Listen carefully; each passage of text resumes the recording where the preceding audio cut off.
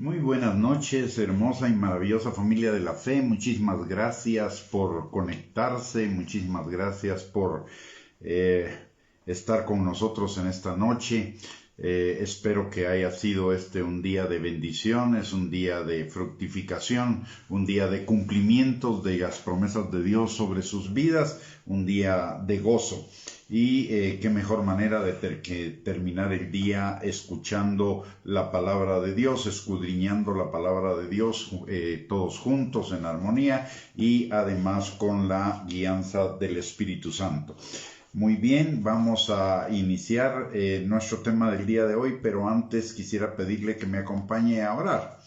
Padre bendito, te damos gracias, Señor, en el nombre de Jesús, por este día que tú nos has dado, por este tiempo que tú nos permites, Señor, para podernos conectar a escudriñar tu palabra. Señor, te damos gracias porque reconocemos, Señor, que esto es un don tuyo, un don de tu gracia para cada uno de nosotros, para edificarnos, para plantarnos, para establecernos, para fortalecernos cada día en la fe que tenemos en Cristo Jesús, Señor.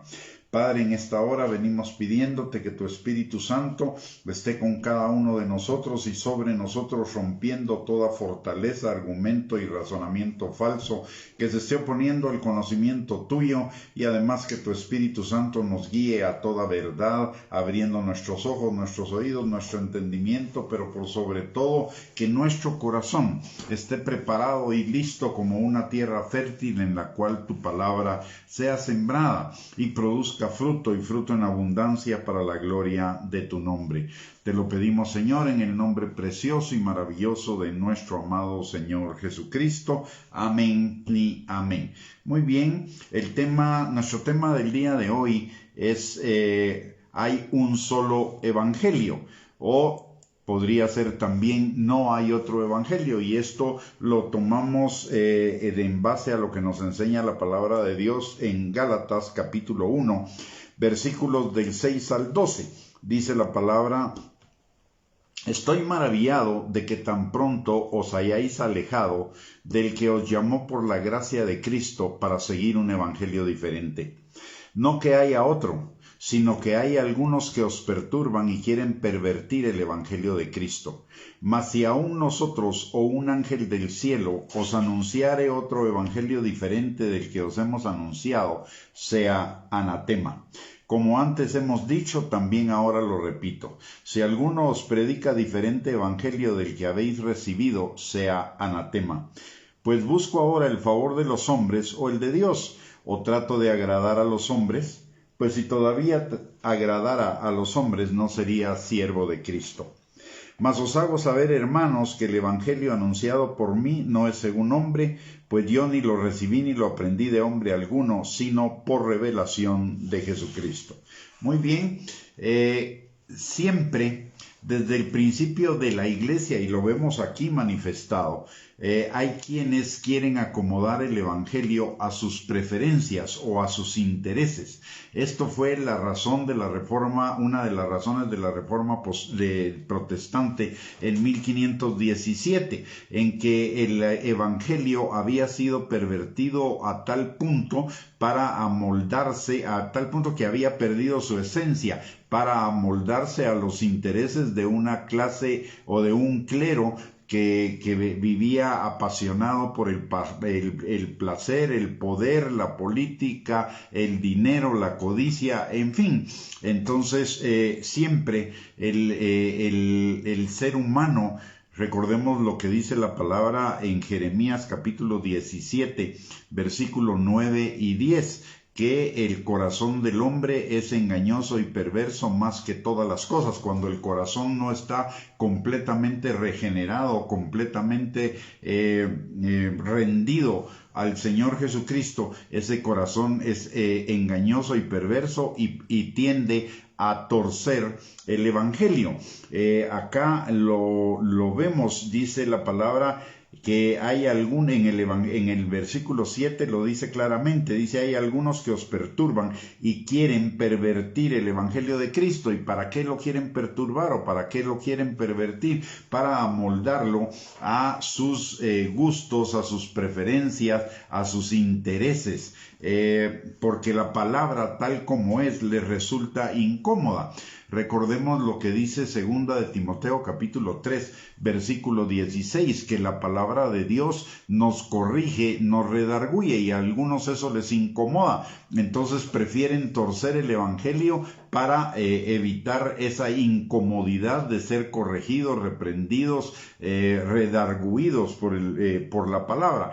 También Hebreos capítulo 4 versículo 12 nos recuerda que la palabra es más cortante que una espada de dos filos y penetra hasta lo profundo de nuestro ser interior para discernir lo que son las intenciones y los deseos del corazón perverso y engañoso o del espíritu.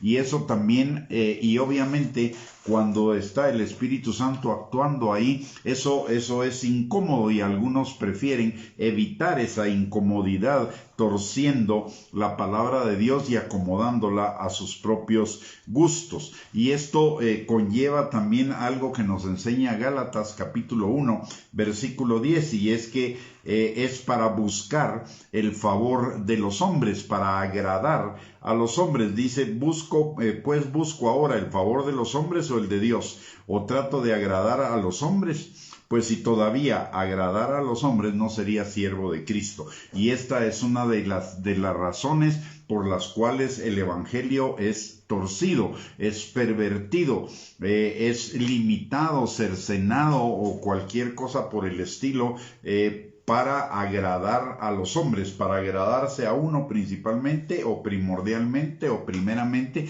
pero también para agradar a otros. Esta es una de las razones. Y otra razón es que preferimos unas enseñanzas que llenan nuestras aspiraciones mundanas antes de verdaderamente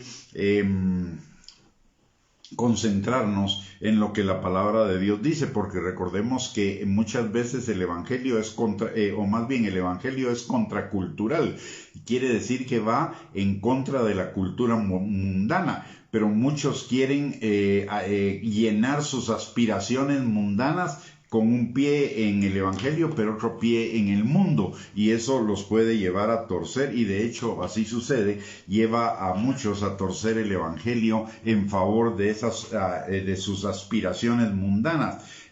Por el otro lado, también algunos otros prefieren, para no entrar en ese tipo de confrontación, transformación, etcétera, prefieren una religión, digamos, o una doctrina o una enseñanza que sea puramente ritualista, tradicionalista, religiosa, pero sin transformación. Recordemos algo que es muy importante: el evangelio es transformacional en todos los niveles de la vida del ser humano. Primero, transforma todo nuestro ser. 2 de Corintios capítulo 5 versículo 17 dice que si alguno está en Cristo, nueva criatura es. Las cosas viejas pasaron y todas son hechas nuevas. Y esto no es teoría, esto es una realidad. Entonces, el evangelio transforma nuestro ser completo. Por el otro lado, transforma nuestra manera de pensar. En Romanos capítulo 12, versículo 2, la palabra nos llama a renovar nuestro entendimiento para que, despojándonos de los pensamientos del hombre viejo, para vestirnos de los pensamientos del hombre nuevo, y de esa manera digamos, experimentar la buena voluntad de Dios, agradable y perfecta. Y también la palabra en 2 de Corintios capítulo 3 versículo 18 nos recuerda que el Espíritu Santo nos está transformando de día en día y de gloria en gloria en la imagen de Cristo. Y Filipenses capítulo 1 versículo 6 nos recuerda que el que comenzó la buena obra en nosotros la perfeccionará hasta el día de Jesucristo. Todo eso nos habla de transformación. De hecho, el mandamiento más importante de la ley, el mandamiento que resume toda la ley, que es el mandamiento del amor, es un mandamiento transformacional. ¿Por qué? Porque en el mundo somos egoístas, la carne es egoísta, mientras que el espíritu es amor. y la palabra de Dios nos recuerda en Mateo capítulo 22, versículo del 36 al 40, que el principal mandamiento es amar al Señor con todo nuestro ser y amar al prójimo como nos amamos a nosotros mismos. Y eso, como ya mencioné, es transformacional porque el mundo no ama, el mundo usa, el mundo es egoísta. Otra forma de tergiversar el Evangelio es con una enseñanza centrada solamente en las promesas, como si solo las promesas fueran la palabra de Dios, olvidando en una buena medida o totalmente los mandamientos y la santificación, que es la voluntad de Dios para nuestras vidas, que obviamente también implica una transformación de nuestro ser interior. En resumen, la mayor fuente de tergiversación del Evangelio o de falsificación del Evangelio es centrándonos en el hombre, centrándonos en el humanismo. El Evangelio es cristocéntrico, está centrado en Dios, en lo que Dios a través de Cristo ha hecho por mí, y no solo ha hecho por mí, sino en lo que Dios a través de Cristo espera de mí, mientras que una tergiversación del Evangelio es centrarnos en aquello que nosotros esperamos de Dios. Es una fuente de tergiversación del Evangelio, y eso ha sido así desde el principio de la iglesia, como lo vemos en la carta, en este pasaje de Gálatas que estamos utilizando como la fuente de la enseñanza del día de hoy. Pero en el día de hoy, al día de hoy, vemos algunas enseñanzas que son populares en algunos sectores de la cristiandad, que son una falsificación o cercenan o limitan el Evangelio. Por ejemplo, en lo político, la teología de la liberación; en lo financiero, el Evangelio de la prosperidad.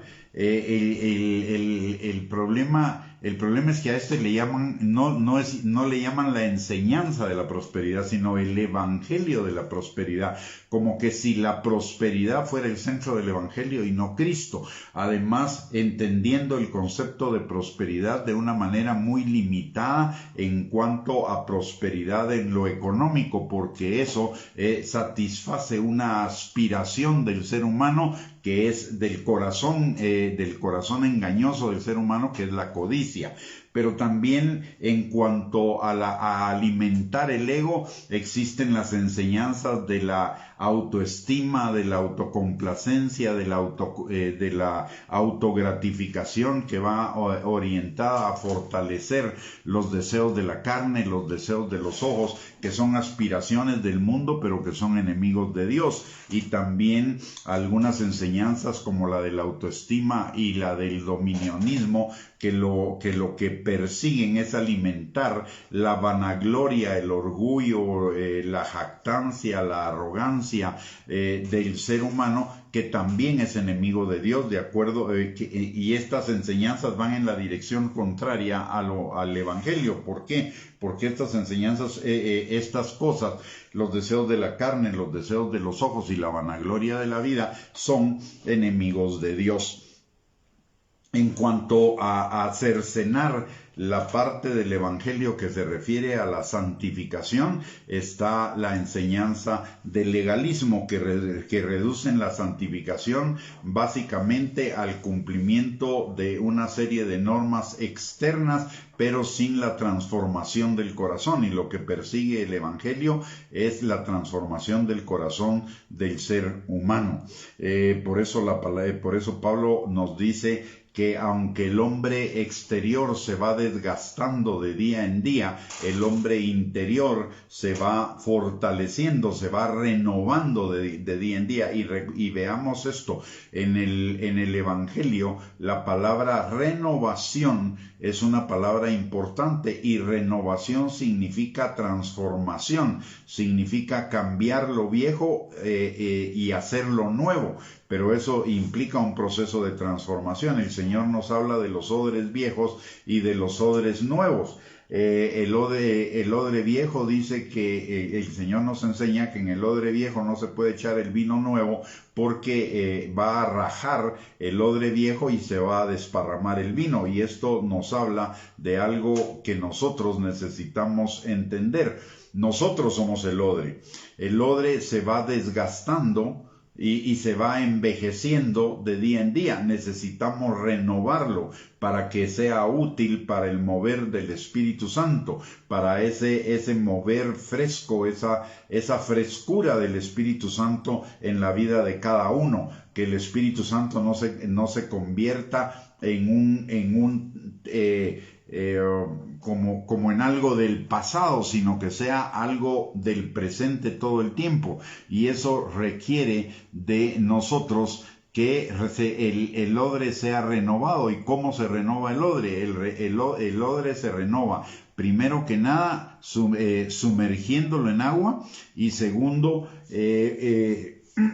pasándole a toda su superficie aceite, el agua por dentro y el aceite por fuera. Y eso nos habla el agua de la palabra, y aparte nos habla de la unción y de la comunión con el Espíritu Santo. Y recordemos que la unción del Espíritu Santo rompe todo yugo, es decir, transforma, cambia. O sea, todo el Evangelio es un Evangelio transformacional del corazón.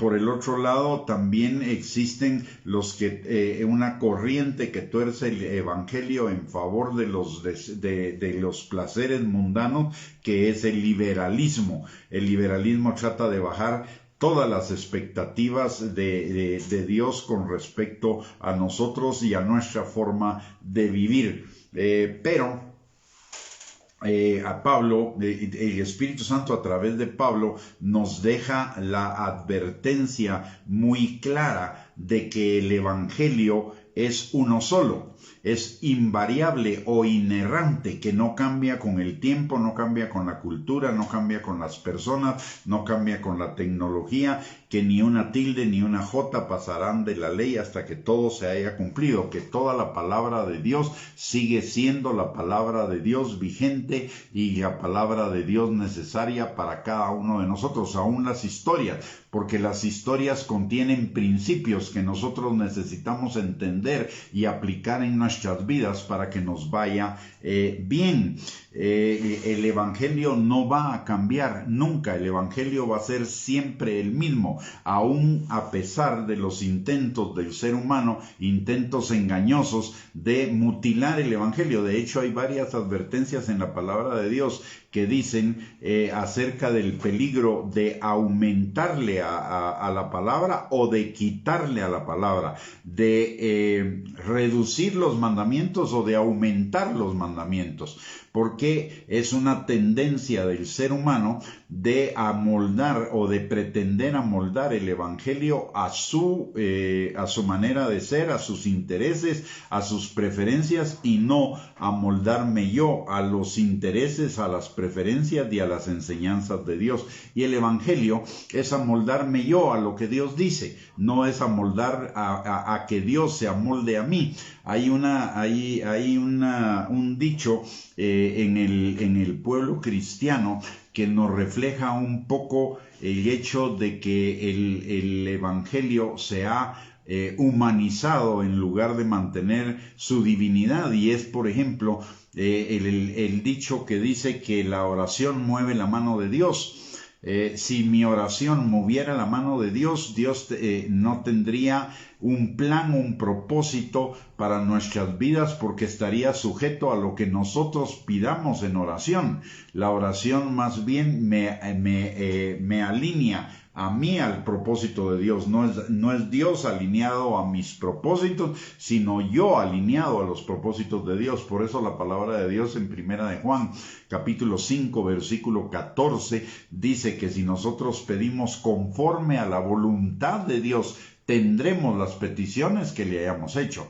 Una cosa es que Dios siempre contesta la oración, otra cosa es que Dios siempre conteste la oración a como yo quiero, y esto es lo que está mal. Dios siempre va a contestar la oración. Dios va a contestar mi oración con un sí, o con un esperá, o con un no, porque tengo algo mejor para ti. Pero Dios no va a contestar mi oración siempre como yo lo esté pidiendo, porque entonces se estarían trastrocando los papeles. Entonces yo sería el que tendría que mandar a Dios en lugar de que Dios sea el que mande en mi vida. Entonces, por favor, tengamos muchísimo cuidado en cuanto a al uso de esa expresión de que mi oración mueve la mano de Dios, porque no hay ningún pasaje en la Biblia que me justifique el uso de esa expresión. Algunos pueden pensar que porque Dios oyó la intercesión de Abraham en el desierto en favor de Sodoma, o la intercesión de Moisés varias veces por el pueblo de Israel, y la palabra dice que el Señor se arrepintió de lo que había pensado hacer, no quiere decir que la oración alineó a Dios a los propósitos de estos hombres de Dios. Más bien, el Espíritu de Dios hizo que ellos oraran en la dirección en la cual Dios quería que ellos oraran, para que se cumpliera su propósito. Dios no es hombre para arrepentirse, ni hijo de hombre para no es hombre para mentir, ni hijo de hombre para arrepentirse. Cuando en la Biblia al español se traduce que Dios se arrepintió, esa traducción está parcialmente equivocada, porque no se refiere al arrepentimiento del hombre, que es el arrepentimiento por el pecado y el cambio de ruta. Arrepentimiento, cuando la palabra de Dios dice que Dios se arrepintió, en el original lo que significa es que el corazón de Dios se dolió por lo que estaba sucediendo con su creación, a pesar de que él sabía de antemano lo que iba a ocurrir. Pero eso nos habla de un Dios que tiene sentimientos, que tiene emociones, un Dios que no es una máquina, ni un robot, ni una computadora, sino que es un Dios que, a pesar de saber las cosas malas que van a suceder, él se duele con esas cosas malas. Así que tengamos también cuidado con eso, porque algunos, con esa expresión de que Dios se arrepintió, entonces quieren justificar el hecho de decir que nuestra oración mueve la mano de Dios. Eso no es cierto. Lo que mueve la oración es a mí bajo la voluntad de Dios. Me mueve a mí a la voluntad de Dios, no a Dios hacia mi voluntad. Muy bien. Entonces, retomando nuestro tema, el Evangelio es uno solo, invariable, inerrante. Inerrante es una palabra que significa invariable a través del tiempo, de las épocas, de las personas, de la cultura, etcétera, etcétera. Entonces el Evangelio no cambia, el Evangelio es el mismo ayer, hoy y por los siglos de los siglos. ¿Por qué? Porque Dios es el mismo ayer, hoy y por los siglos, y Dios no cambia. Entonces el Evangelio, que es su palabra, no cambia. Y el Evangelio sigue siendo el mismo que predicó Jesús. Es el Evangelio del reino, el Evangelio del señorío de Cristo. Y si nosotros buscamos en una concordancia todos los calificativos que la palabra de Dios le da al Evangelio, nos vamos a encontrar que la mayor cantidad de adjetivos o calificativos que la palabra de Dios le da al Evangelio es el Evangelio del reino. Y eso, ¿por qué razón? Porque enfatiza el señorío de Cristo. El Evangelio es el Evangelio del señorío de Cristo sobre los seres humanos, de la salvación que trae el señorío. De hecho, si analizamos detenidamente lo que la palabra de Dios dice en Romanos capítulo 10, versículos del 8 al 10, dice la palabra, mas ¿qué dice? Cerca de ti está la palabra, en tu boca y en tu corazón. Esta es la palabra de fe que predicamos, que si confesares con tu boca que Jesús es el Señor, y creyeres en tu corazón que Dios lo levantó de los muertos, serás salvo. Porque con el corazón se cree para justicia, pero con la boca se confiesa para salvación. Veamos algunas cosas interesantes en este pasaje. Dice que si confesares con tu boca que Jesús es el Señor y creyeres en tu corazón. Ahora, la salvación de una persona no comienza en su boca, comienza en su corazón. ¿Por qué? Porque de la abundancia del corazón habla la boca. Entonces, lo primero que se requiere para la salvación es creer en el corazón. No es una fe mental, no es una fe, no es una presunción de fe, es una fe que bajó que trascendió de la cabeza al corazón. Es una fe que no puedo explicar, que no puedo razonar, que no puedo entender, pero que sé que es una realidad. ¿Por qué? Porque es un conocimiento impartido directamente del corazón de Dios a mi corazón. Cuando usted fue salvo y cuando yo fui salvo, no entendimos la salvación. Lo único que sucedió es que supimos que éramos salvos, que le habíamos entregado nuestra vida a Cristo y punto. Porque la salvación es una revelación que primero está en el corazón, y de la abundancia del corazón habla la boca. No dice que primero está en mi mente, primero está en mi corazón y de ahí confieso con mi boca. Si viene de mi mente a mi boca, esa todavía no es una salvación real, es un conocimiento de salvación, pero sin que haya una salvación. ¿Por qué? Porque la salvación sale del corazón. La salvación es algo que me es dado por el Espíritu Santo a mi corazón, no a mi mente. Vamos a hablar de lo que es palabra logos y palabra rema en un momentito, y ahí vamos a aclarar un poco más el punto. Pero el evangelio, la otra cosa que quería comentar de este versículo de Romanos capítulo 10, versículo del 8 al 10, y por eso es el evangelio del reino, porque dice que si creyeres en tu corazón que Jesús es el Señor, entonces serás salvo. Esto me lleva a una conclusión. No hay salvación sin señorío. La condición de la salvación es el señorío de Cristo.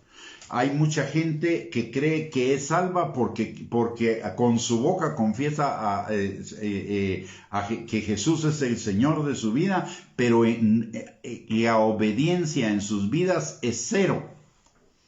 No hay obediencia, solo hay una búsqueda de los beneficios de ser salvo, pero no hay una búsqueda de la responsabilidad de ser salvo, y la responsabilidad de ser salvo implica el señorío de Cristo. Hoy pusimos el evangelio en realización, una realización que Dios no hizo, y es que ahora usted ore y haga su oración de confesión y es salvo. ¿Y qué pasa de lo que hay de lo que dice la Biblia de que se cree en el corazón?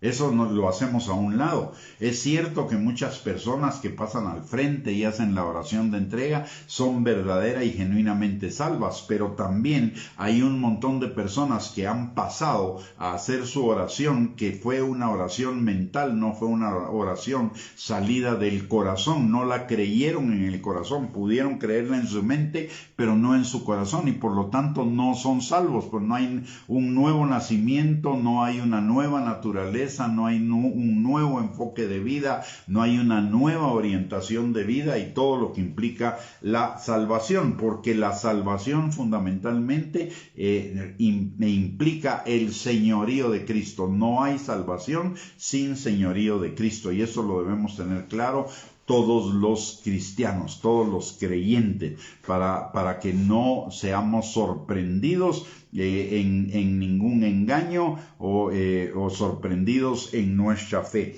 Por el otro lado, está también claro que el evangelio del reino es el evangelio del señorío de Cristo, con lo que Jesús dice en Lucas capítulo 6, versículo 46, dice: ¿por qué me llamáis Señor, Señor, y no hacéis lo que yo digo? O sea, le llamaban Señor, Señor, pero no eran salvos porque no estaban obedeciendo, no estaban viviendo el señorío de Cristo. Y también nos lo enseña Mateo capítulo 7, versículo 21. Dice: no todo el que me dice Señor, Señor, entrará en el reino de los cielos, sino el que hace la voluntad de mi Padre que está en los cielos.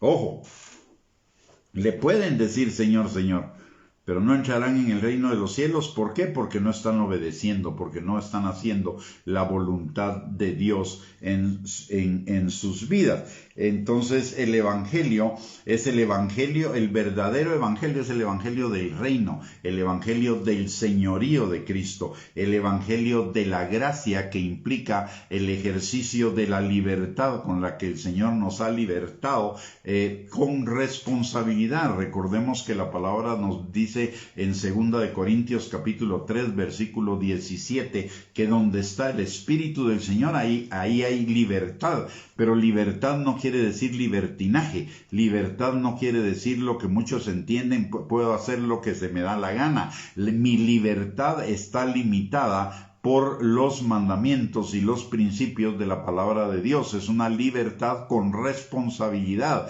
es una libertad de la esclavitud del pecado, de la esclavitud de la iniquidad, de la esclavitud de la rebelión y de la obstinación, pero no es una libertad para hacer lo que se me da la gana. Es una libertad de todo aquello que corrompe mi ser para seguir a Cristo. Ese es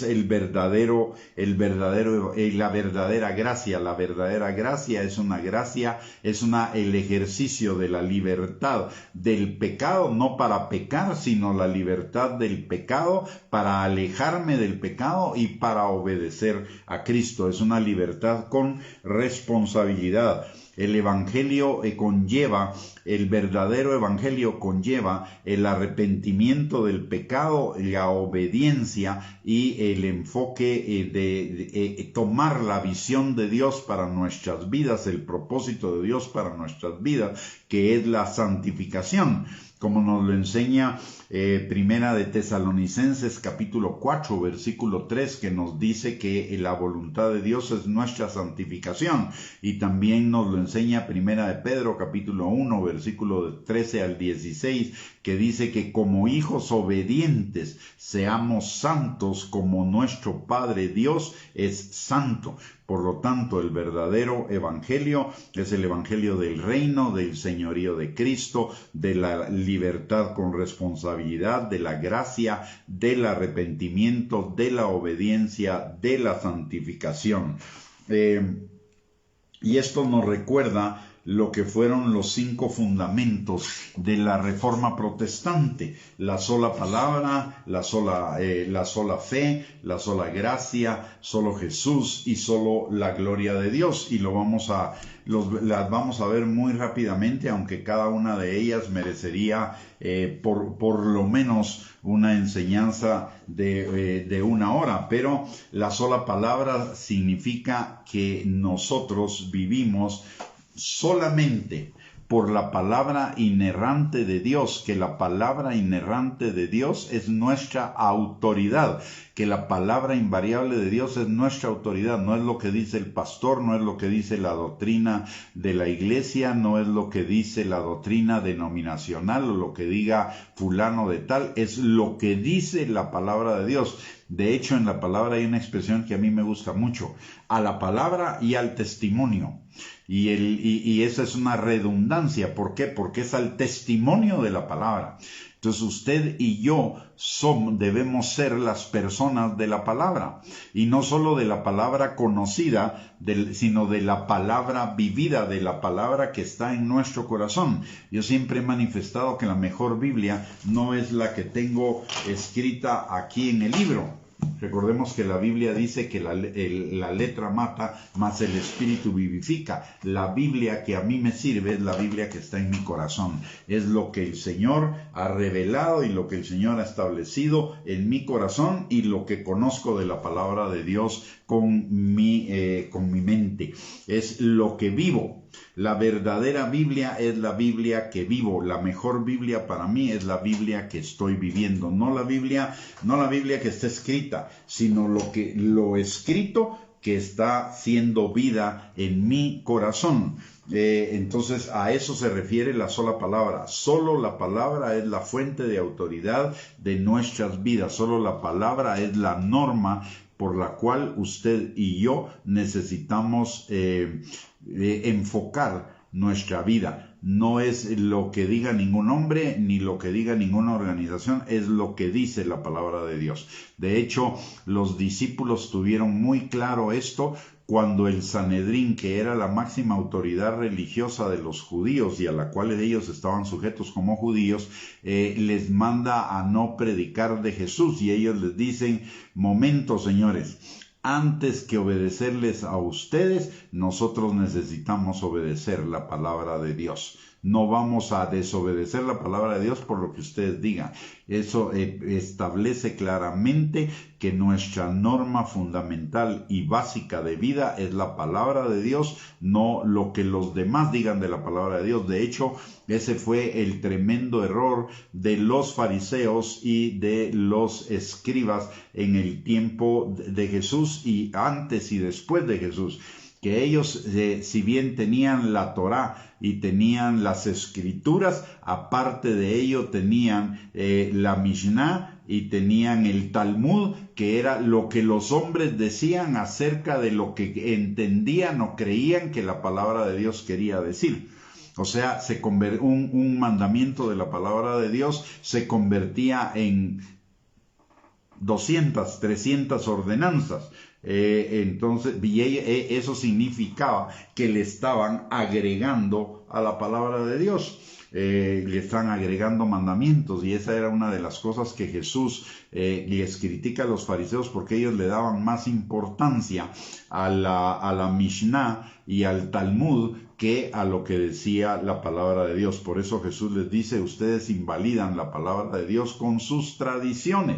Muy bien, entonces la sola palabra significa que mi vida debe estar fundamentada en lo que dice la palabra de Dios y solamente en lo que dice la palabra de Dios. Número 1, solo Jesús significa que solo Jesús salva, solo en Jesús hay salvación, no hay otro nombre dado a los hombres en el cual podamos ser salvos que el nombre de Jesús. Solo Jesús es el Señor de nuestras vidas y nuestro único y suficiente Salvador. No necesitamos ningún otro. Y recordemos que solo Jesús es una redundancia de la sola palabra. ¿Por qué? Porque Jesús es la palabra encarnada. Por el otro lado, la sola gracia significa que somos salvos por gracia, y no solo somos salvos por gracia como un regalo de Dios, no como algo inmerecido, para que no nos jactemos ninguno en su presencia. Y el que sea significa que en nuestra salvación no hay mediación de ninguna de nuestras obras, ni buenas ni malas. Nosotros somos salvos por la pura gracia de Dios, como un regalo de su gracia, no porque lo mereciéramos, sino más bien por lo contrario, porque no lo merecíamos, por eso es gracia. La palabra de Dios dice en 1 Corintios capítulo 1, versículos del 26 al 31, que lo vil del mundo, lo menospreciado, lo débil, lo que no era, es lo que Dios llamó para avergonzar a los que se creían que valían algo, a los sabios, a los fuertes, a los ricos, etcétera, etcétera, a los que creían que tenían algún valor, a que creían que tenían merecimientos. La gracia es el evangelio, es la buena noticia del regalo de Dios de nuestra salvación. Y la salvación no solo implica el momento en el cual usted y yo confesamos el señorío de Cristo en nuestras vidas y nacemos de nuevo, sino la salvación implica toda nuestra vida desde el momento en que se le entregamos al Señor Jesucristo hasta la eternidad. Salvación es equivalente a vida eterna. La salvación y la vida eterna son la calidad de vida que usted y yo vivimos como creyentes a partir del momento que nacimos de nuevo, y calidad de vida que nunca va a disminuir, más bien también va a ir aumentando. En la vida terrenal va a ir aumentando en la medida en la que nosotros renovemos nuestro entendimiento y dejemos de pensar como piensa el mundo para pensar como piensa Dios. Y en la eternidad será la vida de Dios perfecta, ya sin pecado, sin corrupción, sin lágrimas, sin dolor, sin enfermedad, sin muerte, sin corrupción, sin nada de eso, en un ambiente perfecto. Pero la vida eterna y la salvación es algo que usted y yo estamos viviendo desde el día de hoy, más bien desde el día en que fuimos salvos, y que viviremos por todo nuestro tiempo aquí en la tierra, y que irá creciendo gradualmente hasta llegar a ser perfecta, como nos lo enseña Primera de Filipenses 1:6, el que comenzó la buena obra en nosotros la perfeccionará hasta el día de Jesucristo. Entonces, salvación y vida eterna son por gracia, y salvación y vida eterna implica no solo el momento en el cual nosotros reconocimos el señorío de Cristo, sino toda nuestra vida a partir de ese momento hasta la eternidad.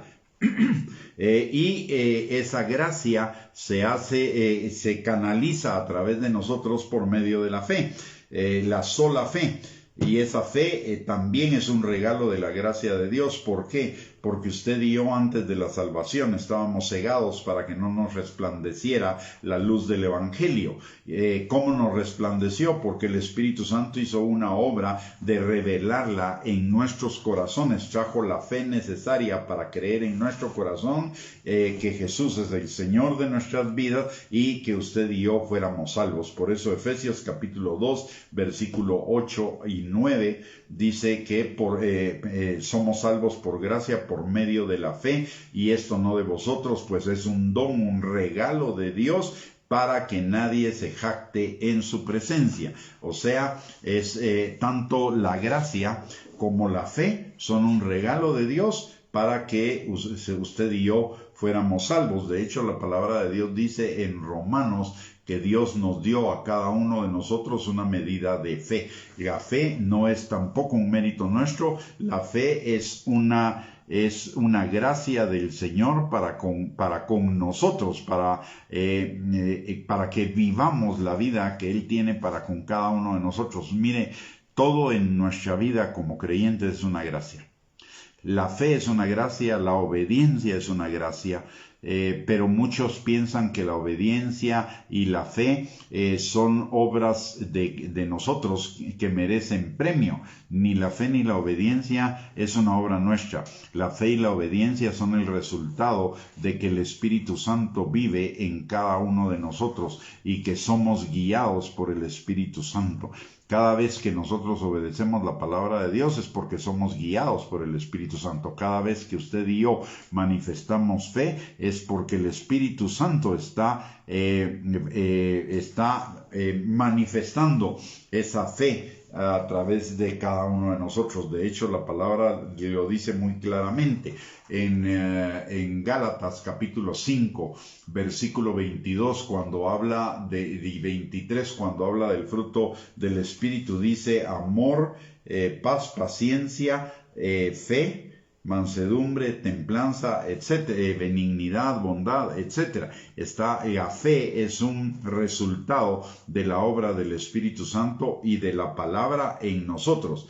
La fe viene por el oír la palabra de Dios, pero ese oír la palabra de Dios, el Espíritu Santo la toma y la transforma en fe en nuestro corazón. Así que solo necesitamos la palabra, solo necesitamos a Jesús, solo necesitamos la fe, solo necesitamos la gracia para vivir la vida cristiana, y la última, que es para la sola gloria de Dios, significa que ese debe ser nuestro motivo de vivir. El motivo de obedecer, el motivo de vivir bajo la gracia, de ejercer la fe que el Espíritu Santo nos da, de vivir bajo el señorío de Cristo, es para la gloria de Dios, no para reconocimiento de cada uno de nosotros.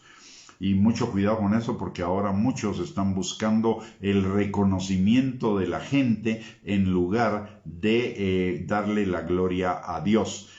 lo que están buscando es llenar su saco vacío de identidad, de valor, de propósito, etcétera, con la alabanza de la gente, cuando ese saco vacío de identidad, de propósito, de destino, de valor, quien lo debe llenar única y exclusivamente es nuestro Señor. Nosotros, nuestro valor, nuestra identidad, nuestro propósito está en Él y es para la gloria de Él. Recordemos lo que dice Romanos capítulo 11, versículo 36, que todo lo que existe lo hizo Dios de Él, por Él y para Él, no para nosotros mismos, no vivimos para nosotros. El Evangelio cambia la perspectiva de nuestra vida. En el mundo vivíamos para nosotros, en el Evangelio vivimos para Dios, vivimos para la gloria de Dios, vivimos para la gloria de Cristo. Por eso Gálatas 1:10 dice: busco pues ahora el favor de los hombres o el de Dios, o trato de agradar a los hombres o trato de agradar a Dios.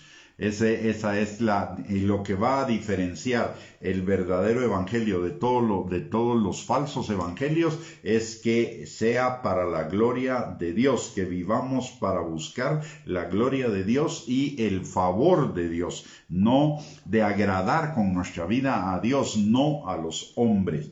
Y esto implica, hay un tema acá, y es un tema muy duro. Y la palabra de Dios dice: mas si aún nosotros o un ángel del cielo os anunciare otro evangelio diferente del que os hemos anunciado, sea anatema. Como antes hemos dicho, también ahora lo repito: si alguno os predica diferente evangelio del que habéis recibido, sea anatema. ¿Y esto qué significa? La palabra anatema significa maldito. Quiere decir que aquellos que desvían su predicación, su vida del verdadero evangelio, llevan sobre ellos una maldición. Y esa maldición significa que les va a ir mal en la vida. La palabra maldición es la habilitación para que nos vaya mal en la vida. Entonces, si predicamos un evangelio diferente, si vivimos un evangelio diferente al que está en la palabra de Dios, nos va a ir mal. De hecho, el predicar un evangelio o vivir un evangelio o creer en un evangelio diferente al que la palabra de Dios nos enseña es seguir nuestros caminos que nos parecen derechos en nuestra propia opinión, pero su fin es camino de muerte, por un lado. Por el otro lado, la palabra de Dios también dice que no nos hagamos imagen de Dios, de lo que está en el cielo. Cuando nosotros creemos un evangelio diferente al que está establecido en la palabra de Dios, estamos creando una imagen de un Dios diferente al que dice la palabra, y eso es idolatría. Por lo tanto, ahí hay otra fuente de que nos vaya mal, no solo el anatema por otro evangelio, sino la muerte por seguir caminos que nos parecen derechos en nuestra propia opinión, y además las consecuencias de la idolatría. Así que esto es muy delicado y debemos tenerlo siempre en consideración, debemos tenerlo siempre presentes para no desviarnos de ninguna manera a las muchas desviaciones que pueden haber el día de hoy de la palabra de Dios. Por ejemplo, en algunas congregaciones solo se habla, por ejemplo, de liberación, en otras solo se habla de dones, en otras solo de sanidades, como si el centro del evangelio fuera liberación, o el centro del evangelio fuera sanidad, o el centro del evangelio fueran dones. El centro del evangelio se llama Jesucristo. y Él debe ser el centro y el motivo de nuestra predicación, una predicación en la cual el Señor Jesucristo no sea el centro de esa predicación y el Señor Jesucristo como el Señor de nuestras vidas y su señorío en nuestras vidas, es tiempo perdido, porque estamos alimentando cualquier otra cosa que no sea la verdadera fe en la gente. Hoy hay mucha gente que tiene fe en las promesas, pero no cree en los mandamientos, que no cree en Dios. Tiene un Dios diferente, tiene un ídolo, está siguiendo caminos que le parecen derechos en su propia opinión y de hecho hay una cuestión hay un nombre para esto, que es sincretismo. Es cuando yo estoy usando el nombre de Dios, pero estoy creyendo en una cosa diferente, o estoy mezclándola con otra creencia. Y esto sucede cuando estamos siguiendo un evangelio diferente al verdadero evangelio de Cristo. Estamos usando el nombre de Dios, pero para adorar a algo diferente a ese Dios, y eso se llama sincretismo. Sincretismo es cuando mezclamos una fe, una creencia con otra creencia, como por ejemplo si en Guatemala sucede mucho que está el sincretismo religioso de las creencias mayas con las creencias cristianas y se mezclan y se hace un nuevo culto. Eso no tiene nada que ver con el evangelio. Eso es un invento humano, y como invento humano, caminos que nos parecen derechos en nuestra propia opinión, pero su fin es camino de muerte. Y eso es anatema, significa que nos va a ir muy mal. Nosotros hoy necesitamos sostener, defender y afirmar estas verdades, y más ahora que la palabra de Dios nos dice que estos tiempos que estamos viviendo son tiempos peligrosos, que habrán hombres amadores de sí mismos más que de Dios y amadores de los deleites, que tendrán apariencia de piedad, pero negarán la eficacia de ella. Y esto nos lo dice 2 de Timoteo capítulo 3 versículo del 1 al 5. Perdón, en 2 de Timoteo capítulo 4 versículos del 3 al 5 también nos enseña que tenemos que tener cuidado, porque vendrá tiempo cuando no sufrirán la sana doctrina, sino que teniendo comezón de oír, se amontonarán maestros conforme a sus propias concupiscencias, es decir, los deseos de la carne, los deseos de los ojos y la vanagloria de la vida, y apartarán el oído y se volverán a las fábulas.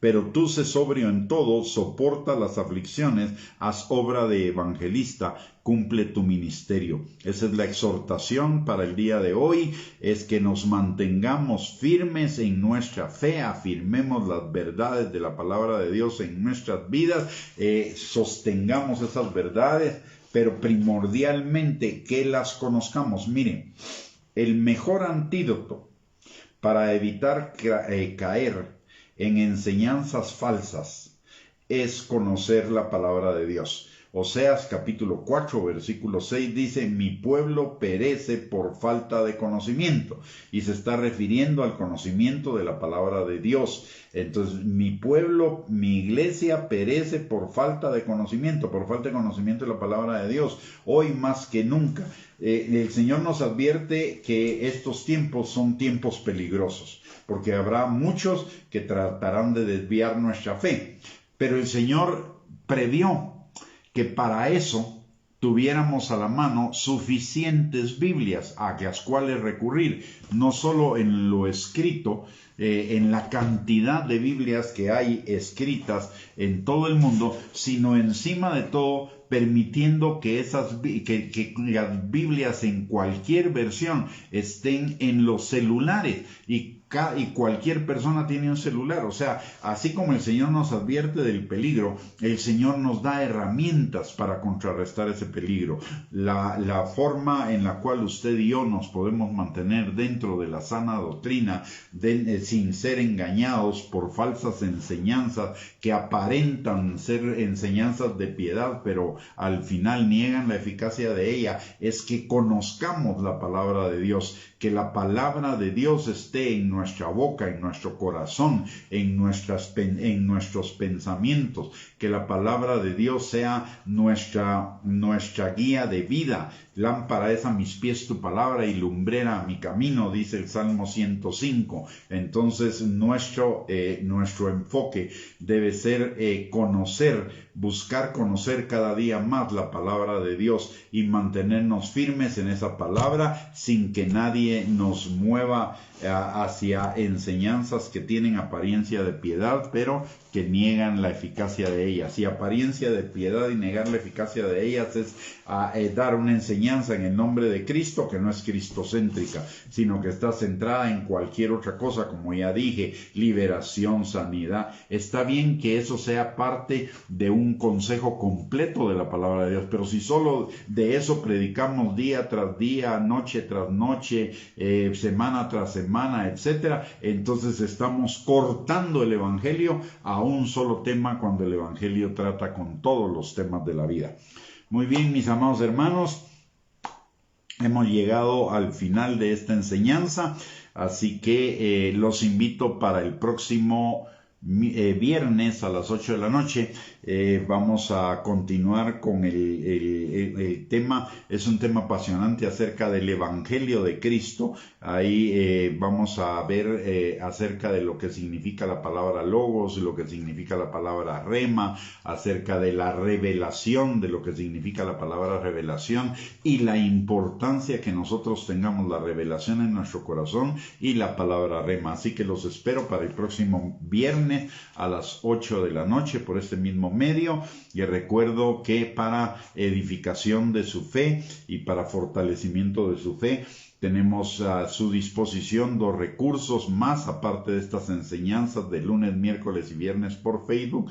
Tenemos la página de internet www.reyesysacerdotes.net y el canal de YouTube a nombre de Gustavo Bianchi, donde usted puede encontrar infinidad de recursos para edificar su fe, además de que estamos alimentando los recursos todo el tiempo, creciendo en recursos dentro de esas dos dentro de esos 2 instrumentos para la edificación de su fe, y el acceso a ellos es totalmente gratuito. Muy bien, vamos a terminar esta transmisión orando. Le voy a pedir que me acompañe si es tan amable. Padre bendito, te damos gracias, Señor, en el nombre de Jesús, por esta noche, por el privilegio que nos has dado de podernos reunir, Señor, a través de este medio. Padre, gracias por cada uno de mis hermanos y de mis hermanas que en esta noche se pudo conectar, ya sea total o parcialmente. Padre, te pedimos, mi Dios Todopoderoso, que tu Espíritu Santo haga tu obra en el corazón de cada uno de nosotros y avive tu obra en nuestros corazones, Señor. Padre, también te pedimos, mi Dios Todopoderoso, que tu Espíritu Santo ponga hambre y sed de ti en nuestros corazones, hambre y sed de tu palabra, Señor, de tal manera que tu palabra sea nuestro alimento diario, nuestro alimento cotidiano, Señor, para mantenernos firmes en contra de las acechanzas del diablo, principalmente, Señor, en estos días que son días peligrosos para nuestra fe, Padre. Te lo pedimos, Señor, en el nombre precioso de Cristo Jesús, así como también te pedimos que tu Espíritu Santo, Señor, esté sobre cada uno de nosotros, obrando sanidad, liberación, restauración, fortaleza, afirmación, perfeccionamiento, transformación, Señor, y que lo haga no solamente con nosotros, sino también, Señor, con cada uno de nuestros familiares, principalmente, Señor, aquellos que se encuentren alejados de ti, ya sea porque todavía no son salvos o porque andan en el camino del Hijo pródigo. Señor, que tu Espíritu Santo los atraiga de nuevo a ti con lazos de amor, Padre, y que también, Señor, si hay alguno que se haya debilitado en su fe o enfriado en su amor por causa de la maldad, Señor, que tu Espíritu Santo avive el fuego de esos dones en sus corazones y ellos sean afirmados y fortalecidos en su fe nuevamente, Señor. Padre, también te pedimos que bendigas la obra de las manos de cada uno de nosotros, que bendigas estos días, Señor, que todo lo que hagamos, Señor, sea fructífero para la gloria tuya, para bendición nuestra y también para bendición de los demás, Señor. Y Padre, te damos gracias por este tiempo, gracias por tu palabra, gracias por tu Espíritu Santo, y te damos también a ti toda la gloria, la honra y la alabanza en el nombre precioso de Cristo Jesús. Amén y amén. Muy bien, mis hermanos amados, que el Señor les bendiga abundantemente, que tengan una linda noche, y les envío un abrazo, y primeramente, si el Señor lo permite, nos volvemos a encontrar el viernes para otra enseñanza en la palabra de Dios. Buenas noches y un abrazo para todos.